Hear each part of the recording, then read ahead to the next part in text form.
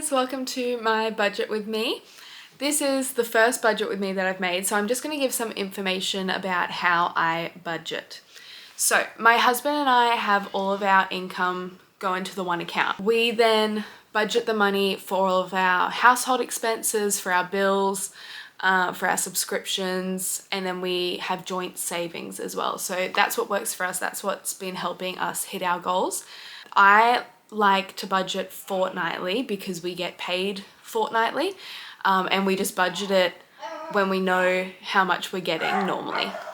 I usually just budget the money once we get our pay slips and we know how much we're going to get, but I'm going to try and film it ahead of time this time, which means the numbers are going to be a lot more approximate. It's not going to be exact, which is how I normally like to do it. So I normally like to wait until we get our pay slips, and then I'll budget down to the cent our exact income and then transfer those amounts into separate accounts. The spreadsheet that I will be using today is one that I actually bought off of Etsy after seeing Ella from the YouTube channel Smiley Citrus use it. So it's a Code Plenty spreadsheet and it's been great. It's all like, you can change the colors to make it look all cute. So I've got all these greens, and yeah, it's just really simple to use. I think it displays everything beautifully, and it's got all these lovely graphs that just really show you where all your money is going. So our fortnights usually look very different every single fortnight because my husband works as a registered nurse. He's a grad this year, so his income fluctuates. He has a base income, but then depending on whether he's worked late shifts, night shifts, or extra shifts, his income will change. So I'm actually not sure what his base income is, because as a bare minimum, he'll have 2 night shifts every fortnight and a mixture of earlies and lates. So I'm not actually sure what his base income is. But I am just sort of going to guess for this one. So this was our budget from the last fortnight. We won't go through that, but that will be something that I'll go through in the future, is the previous fortnight's budget. I just think it'll be really good once you actually see how I budget. It'll be good to see how we spend our money and how that works for us during the fortnight. So I like to just duplicate the sheet because all of these bills and things are going to be the same. So we're going to rename this one August 16th because that is when our pay comes in. So it says this month, but we just do it fortnightly. Starts August 16th. So we're just going to change all these dates here. So our income streams, we have a rollover, which is any money, the money that I include in that is any money left over from our variable expenses the previous fortnight. But then also if we get any family tax benefit or anything like that from Centrelink, I just chuck it in that rollover. And that works well. So Alex's first pay slip, he's been on annual leave, so he will have whatever his base income is. I'm just gonna guess around $1,500. I'm not 100% sure, so we're gonna do that. And then that is from Alex's main job, and then he picks up extra shifts at another hospital. So I'm gonna guess that he's gonna make about $400 from that. Again, this won't be definite. So when I go through this next fortnight, I'll go into more detail about how much we actually ended up making. Now, my payslip has hit our account already, so I can say exactly how much that is. Now, I only work 1 day a week at the moment. I'm still studying. I'm studying to be a teacher at the moment with a major in economics. And then I also look after our daughter during the week most of the time. So I only go to work 1 day a week, but this week I am actually working 2 days a week. Next week I'm working 2 days a week, but my base salary is only the 1 day a week. So my income after tax that has hit our account is $431.72. So I can put that in our actual amount as well, because we know that that is our certain income. Now we can untick all of these bills because we need to pay them all again. So first thing I'm going to do is just change all the dates. I'll just go ahead and do that quickly. Alrighty, so I have changed all the dates on the spreadsheet just for when our next bill is due for these amounts. So I'll just go through how much we spend. So for phones, we budget $25 a fortnight. So each of our phone plans is $25 a month. So it works out that we just budget $25 a fortnight, which is lovely. We both own our actual phones outright, so that's just for the SIM only plan. I think we get 25 gigs of data with a 500 gig data bank. Car insurance, so that is just over $100 a month. Again, we budget half of that fortnightly. Now, all of this money goes into a savings account that we just call bills and subscriptions, which is where all of our money for bills and subscriptions goes into and automatically comes out of. So I've set that up so all of our bills are automatically paid. So we can just have the money transferred in there, set and forget, and it's lovely.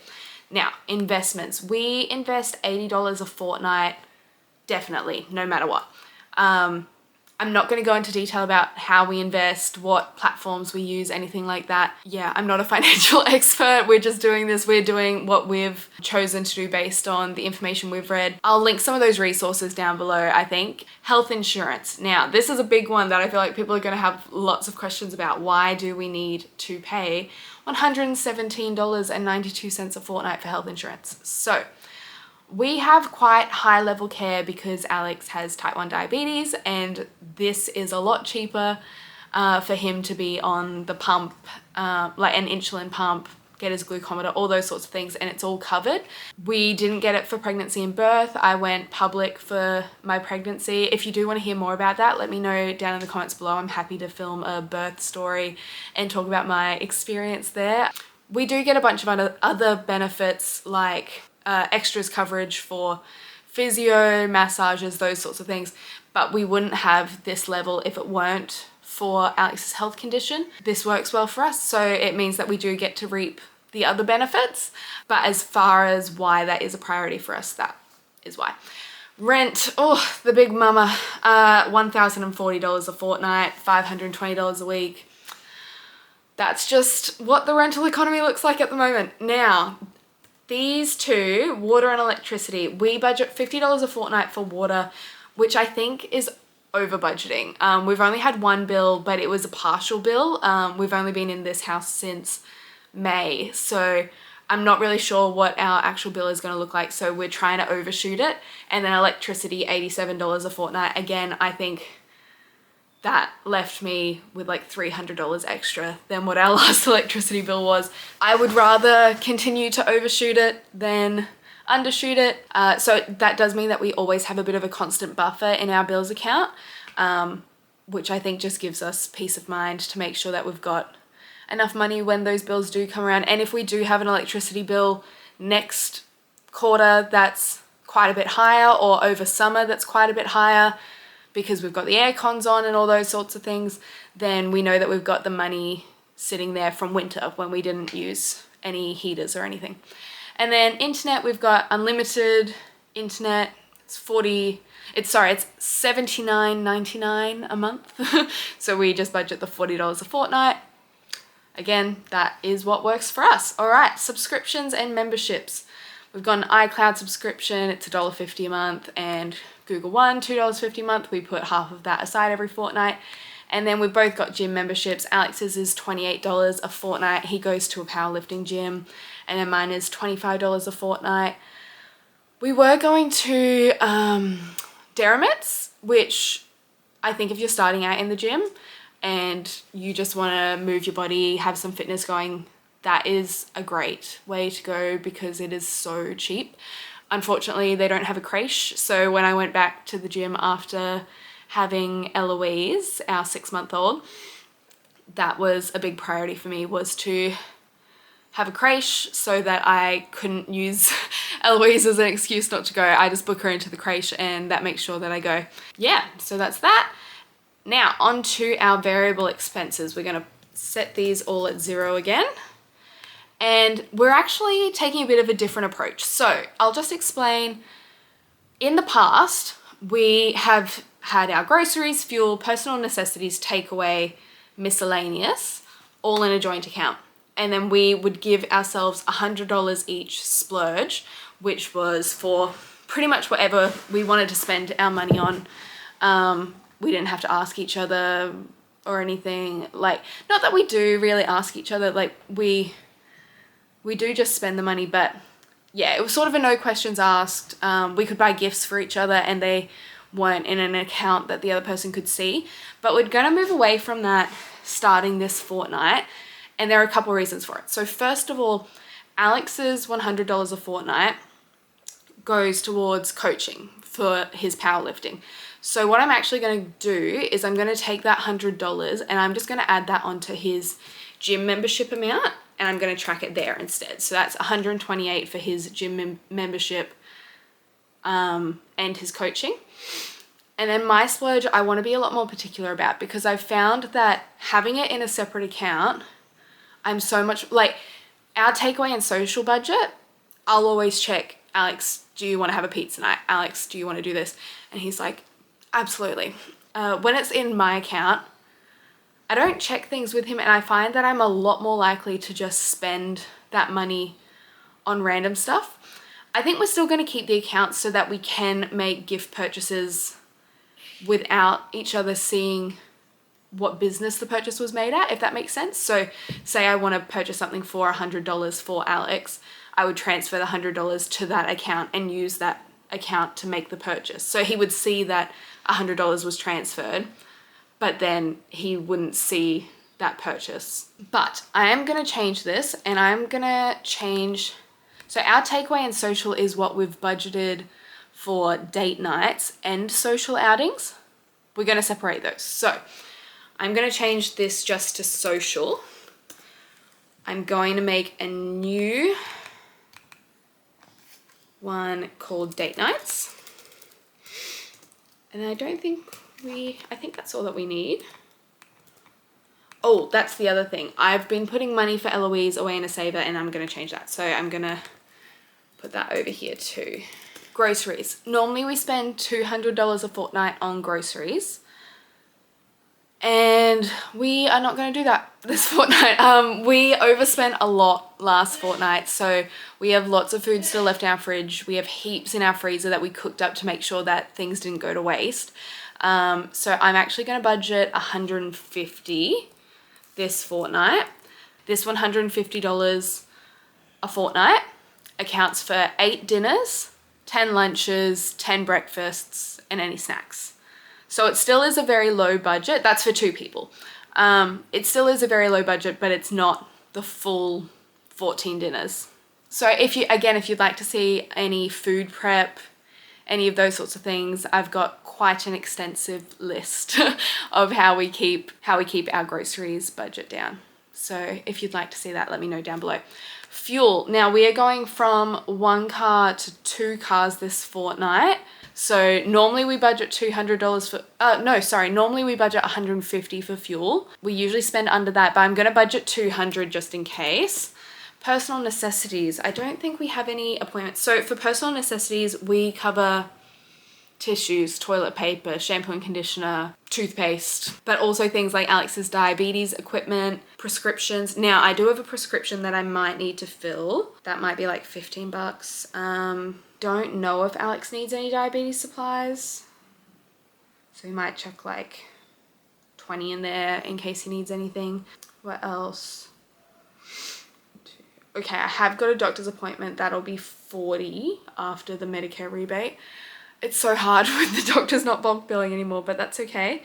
Okay, I think that's everything. We have got, yeah, that should be everything. So I'm going to budget $70, I think, for personal necessities. Now, I've got my sister's birthday dinner on Friday. I'm going to guesstimate about $40 for that. Oh, we might say $50. We've got our... Alex and I are actually going to be godparents for this gorgeous little girl at church. She is just perfect little girl. So I might budget, we might get something for a little celebration for that, or make some cookies or something like that. Date nights. Now, normally we try and do 1 out of the house date night, 1 in-house date night. I think we're just going to do 2 in-house date nights. So I'll budget $50 for like 2 pizza nights, or 1 pizza night even, or something like that. It's just going to be a bit hectic this fortnight, so we'll see how we go. Miscellaneous we usually put at 100. I'm going to come back to that actually once we see what the fortnight's looking like. Now, Eloise, is now at childcare. So after the childcare subsidy, I think it's 35 or 45. I'll check that. That would be 50, 45. So Ellie's childcare is $45 a week, but there's still $80 left in her account from when we paid the first fortnight, I think, before the childcare subsidy had come in, like had been approved. So we've got 45 times 2. 45 times 2 is 90. Take the $80 that's in there. That's $10 for childcare.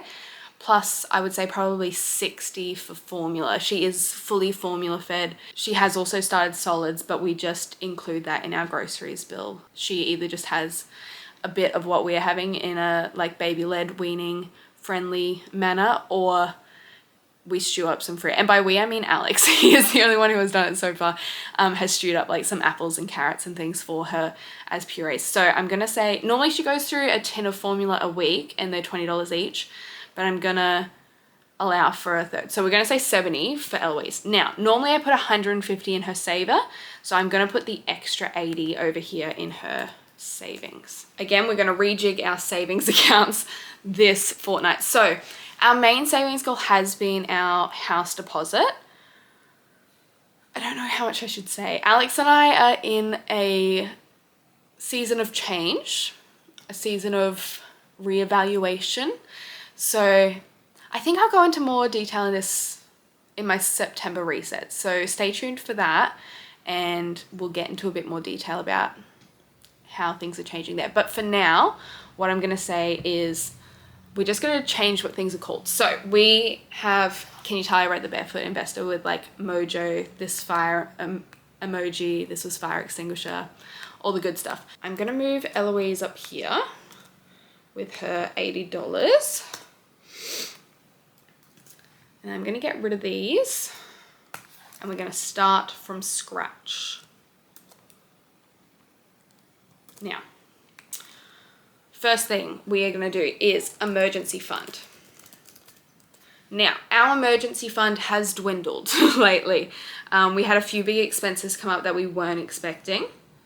So our emergency fund is teetering around the $4,000 at the moment, and we do want it over $5,000 at a minimum. Now that we've got rent and everything to pay, we want it higher than that as well. But at the moment, that's probably our first priority. I am going to put house deposit here, but there's a question mark. Yeah, I'll talk about this more, I think, in the September reset. So house deposit. Now, you might have seen personal savers there before. Again, that was for any personal expenses, or like if I said to Alex, I have this big thing that I'm wanting to get you, but it's a surprise. Or if Alex had like gym equipment that he wanted, anything like that, we would do it as personal savers. I don't think we're going to do that anymore, so that's all right. So Eloise, emergency fund, house deposit, Christmas and gifts was the other thing. So at the moment we have got, that is something that normally we save for, but after our tax return, we put a big amount. Yeah, we've got over $600 in our gifts and Christmas saver at the moment, and I don't see us needing more than that for the rest of the year, hopefully. I wouldn't say we do it pretty small, but we do it very like family and food oriented rather than presents. And I think that's been lovely. I think it's not as big of a financial pressure for everyone. Both Alex's family and my family do Secret Santa. With Alex's family, it's just with the siblings and me. With my family, it's with the whole family. But that's still then only like Alex's mum and dad and like a couple other odd family members and friends that we need to buy presents for. So I think that should be sufficient. So I think that's it. So I'm going to say emergency fund, we're going to try and put 100 towards. How much have we got left? 169.90. So miscellaneous, I think I'm going to set at the 100. Now, we do want to put some money into that house deposit saver just because we need that saver to increase. It's just the condition on our bank. That saver needs to increase in order to get the bonus interest. So I reckon we're going to put 19.90 and then the other 50 up there in emergency fund. So I think that is everything. So I will update this on Friday with the real numbers. once we know what Alex's actual pay slips are going to be. And I think that's everything. So let me know. So in the September video, I'm going to go over our goals for September, just reevaluating what our financial goals are, but also some personal goals for myself. And we are going to go over what we spent this fortnight and yeah, just evaluate how we're spending our money, how we could spend it better, where our budgeting is going good, where it's needing some improvement.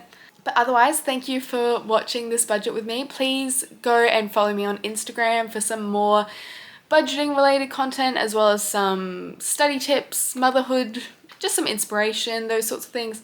It's Gabby_Therese for my Instagram. Anyway, that's it for this video. Please like and subscribe if you enjoyed and want to see more of this kind of content.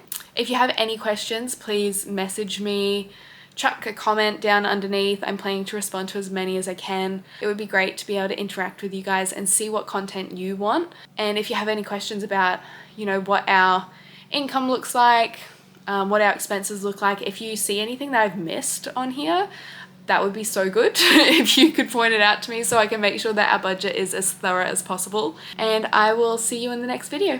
Bye guys.